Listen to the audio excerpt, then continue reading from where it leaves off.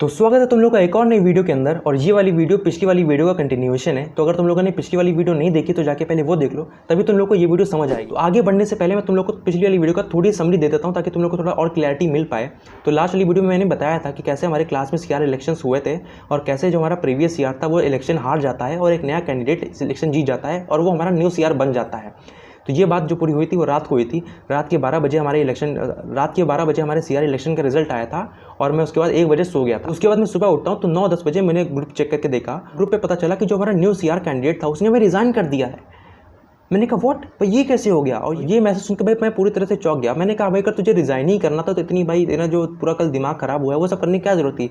Literally भाई 24 घंटे में इतनी ज़्यादा बहस हुई है हमारे ग्रुप पर जिसकी कोई लिमिट नहीं थी। और उसका नतीजा क्या निकला, हमारे कैंडिडेट ने रिज़ाइन कर दिया। उसने रीज़न ये लिखा कि जो प्रीवियस सीआर था वो मेरी बिल्कुल भी मदद नहीं कर रहा है। मतलब ऑब्वियस सी बात है, जो बंदा भी नया सीआर बना है उसको मतलब कि काम करना नहीं आता होगा, उसको नहीं पता ना कि किस प्रोफेसर से कैसे बात करनी है, वो कहाँ से इन्फॉर्मेशन कलेक्ट करके ग्रुप में सर्कुलेट कराएगा। तो उसने ये सब करने के लिए उसने प्रीवियस सीआर को मैसेज किया कि भाई मुझे भी सारे ग्रुप में ऐड करा दो जहाँ से तुझे इन्फॉर्मेशन मिलती हो।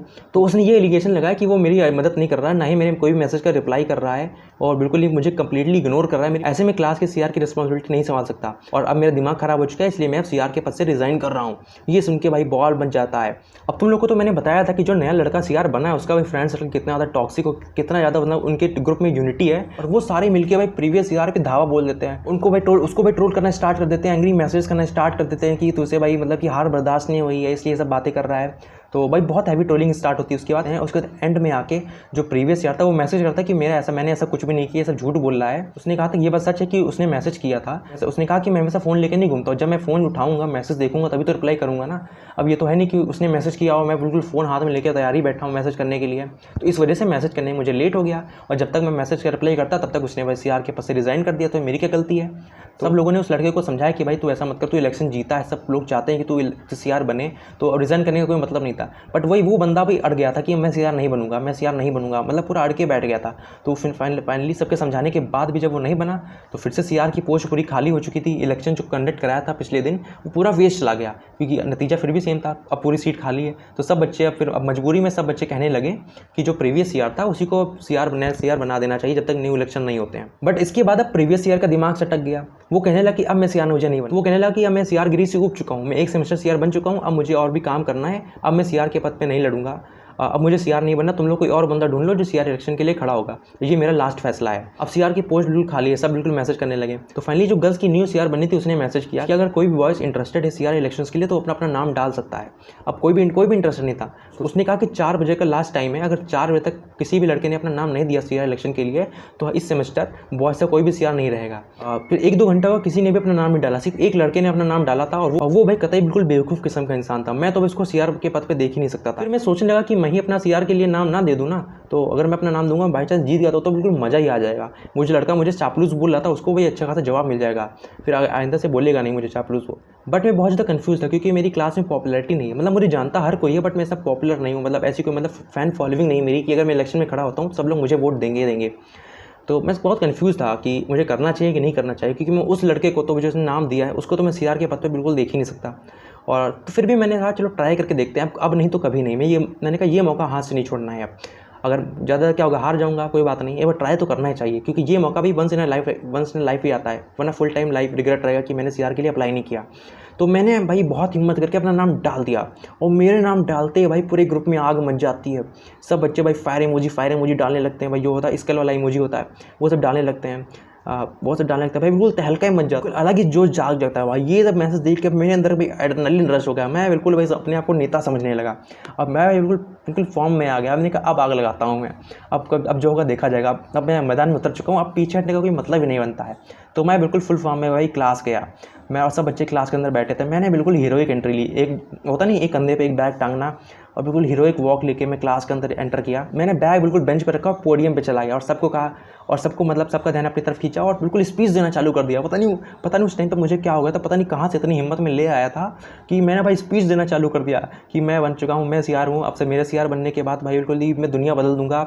इस समय फालतू बातें करने लगा और मैंने बिल्कुल पहले तो कॉन्फिडेंस की बिल्कुल मतलब बाढ़ आ गई थी मेरे अंदर। मैंने समझा दिया कि इलेक्शन कैसे होगा, इलेक्शन कौन कौन खड़ा होगा, इलेक्शन के रूल्स एंड रेगुलेशंस क्या होंगे। मतलब मैं ऐसे बिहेव कर रहा था कि मैं जीत ही चुका हूँ, मैंने पूरा कंट्रोल अपने ऊपर ले लिया था। और या किसी कोई एतराज़ भी नहीं था। मैंने कहा अगर किसी को भी दिक्कत हो तो अभी बोल दो, ग्रुप पे कोई मतलब बहस नहीं करेगा। तो किसी ने भी कोई ऑब्जेक्शन नहीं किया। यहाँ तक सब कुछ सही चल रहा था। और इलेक्शन मैंने इस बार एक कंडीशन रख दी थी कि इलेक्शन जो होगा वो इस बार ऑफलाइन इलेक्शन होगा, चिट के द्वारा। मतलब सब लोग आएंगे, अपनी अपनी चिट डालेंगे और चिट से देख के पता चलेगा कि कौन जीता है। इस बार व्हाट्सएप में पोल के जरिए इलेक्शन नहीं कराया जाएगा कि पोल भाई बदल लेते हैं लोग अपना एंड टाइम पे, बहुत ज़्यादा रिगिंग होती है पोल्स में। तो मैं तो भाई ऑनलाइन इलेक्शन के बिल्कुल सख्त खिलाफ था। मैंने कहा अगर ऑनलाइन इलेक्शन होगा तो मुझे इलेक्शन लड़ना ही नहीं है। तो यहाँ तक बिल्कुल किसी को दिक्कत नहीं थी। उसके बाद मैं चला गया, घर आ गया अपने। फिर जब मैं घर पहुँच गया तो जो गर्ल्स की जो न्यूज़ यार थी उसने ग्रुप में मैसेज डाला कि फाइनली सब लोग बताओ कि इलेक्शन ऑनलाइन कराने हैं कि ऑफलाइन कराने हैं। अब मैं तो भाई ये सुन के भाई मुझे तो गुस्सा आ गया भाई कि मैंने तो पहले ही कहा था जब इलेक्शन ऑफलाइन होंगे तो अपनी सवाल पूछने का क्या मतलब बनता है। और मैंने कहा सब लोग तो भाई ऑफलाइन ही बोलेंगे कि मैं इनका इतना समझा के आया था सबको, बट उसके अपोजिट हो गया। सब लोग मतलब ऑनलाइन सपोर्ट करने लगे और मेरा भाई दिमाग खराब हो गया। मेरा भाई बिल्कुल दिल ही टूट गया कि मैं सोचता था कि सब मुझे सपोर्ट करेंगे। मेरा जो एड्रेनलिन रश था ना वो बिल्कुल ज़मीन पर आ गया ये देखे कि कोई मुझे सपोर्ट नहीं कर रहा था। एक भी बच्चा ऑफलाइन इलेक्शन को सपोर्ट नहीं कर रहा था, सब बच्चे ऑनलाइन इलेक्शन को सपोर्ट करने लगे। तो उसके बाद फिर एक पोल डाला गया कि जो लोग भी ऑनलाइन इलेक्शन को सपोर्ट करते हैं वो ऑनलाइन को वोट करें, जो लोग भी ऑफलाइन इलेक्शन को सपोर्ट करते हैं वो ऑफलाइन इलेक्शन को वोट करें। मैंने भाई साफ कह दिया कि मैंने भाई तुरंत साफ मैसेज डाला कि अगर ऑफलाइन इलेक्शन होंगे तो मैं भाई इलेक्शन नहीं लड़ रहा हूँ। सारे बच्चे भी एडवांटेज बताने लगे। ऑनलाइन इलेक्शन के ये एडवांटेज होते हैं, इसलिए हम चाह रहे हैं कि ऑनलाइन इलेक्शन कराया जाए। और ऑफलाइन इलेक्शन में ये प्रॉब्लम आ सकती है, लड़ाई हो सकती है, तो इसलिए हम नहीं चाहते कि ऑफलाइन इलेक्शन हो। और ऑनलाइन इलेक्शन में क्या रहेगा कि सारे बच्चे वोट कर पाएंगे। तो ये ज़रूरी थोड़ी ना कि ऑफलाइन इलेक्शन में हर कोई प्रेजेंट हो ही हो। तो इसलिए हम सब लोग चाहते हैं कि ऑनलाइन इलेक्शन कराया जाए। बट मैं तो भाई अपनी बात पे अड़ा था कि इलेक्शन होगा तो ऑफलाइन ही होगा, क्योंकि भाई मैंने लास्ट टाइम देखा था ना क्या हुआ था इलेक्शन के अंदर, कितनी ज़्यादा रिगिंग की गई थी पोल्स के अंदर, और कितनी ज़्यादा रिगिंग की गई थी और कितनी ज़्यादा लंबी 24 घंटे की नॉन स्टॉप बहस चली है ग्रुप पे। अब मैं चाहता कि दोबारा इलेक्शन हो और दोबारा भी 24 घंटे की नॉन स्टॉप बहस चले। इसलिए मैं तो भी अड़ा था कि भाई इलेक्शन होंगे तो ऑफलाइन होंगे। और पोल स्टार्ट कर दिया गया और पोल ऑब्वियसली मैं हार गया। इसलिए भाई सब लोग ऑनलाइन को वोट करने लगे और मुझे भाई ऑफलाइन को सपोर्ट करने वाले खाली 5-6 लोग थे और ऑनलाइन को सपोर्ट करने वाले पूरी मेजॉरिटी भाई ऑनलाइन को ही सपोर्ट कर रही थी। जिसकी वजह से एंड जो डिसीजन निकला कि सब लोग चाहते हैं कि ऑनलाइन इलेक्शन कराया जाए। और पर मैंने तो साफ कह दिया कि अगर ऑफलाइन इलेक्शन होगा तो मैं तो भाई इलेक्शन नहीं लड़ रहा हूँ। तो मैंने भाई तुरंत अपना नाम बैकआउट कर दिया। और जैसे ही मैंने अपना नाम बैकआउट किया, जो पहले लड़का था जिसको मैं नहीं चाहता था कि वो इलेक्शन लड़े, उसने भी अपना नाम बैकआउट कर लिया कि मैं तो मजाक कर रहा था, मुझे इलेक्शन नहीं लड़ना। जैसे ही हम दोनों ने अपना नाम बैकआउट किया, टोटल कैंडिडेट 0 हो गए। अब मतलब इलेक्शन लड़ने के लिए खड़ा ही नहीं हुआ था। तो इसी बात का फ़ायदा उठाते हुए मेरे एक दोस्त ने अपना नाम डाल दिया, मतलब मौके का फ़ायदा उठाते हुए। तो उसने अपना नाम डाल दिया कि हाँ मैं इलेक्शन के लिए लड़ना चाहता हूँ। और जैसे ही उसने अपना नाम डाला तो फिर से पूछा गया कि और कोई है जो इलेक्शन के लिए खड़ा होना चाहता है। किसी ने भी रिप्लाई नहीं किया। तो फाइनली क्या होता है, उसी को न्यू सीआर बना दिया जाता है। मतलब बैठे बैठे मलाई खा गया मेरा दोस्त। मतलब सारी मेहनत मैंने की और सीआर बना कौन, मेरा दोस्त, और वो भी बिना इलेक्शन लड़े ही जीत गया। तो भाई इसे कहते हैं किस्मत, जो मेरे दोस्त पा गया और फाइनली वो ही सीआर बनेगा और अभी तक वही सीआर कंटिन्यू है।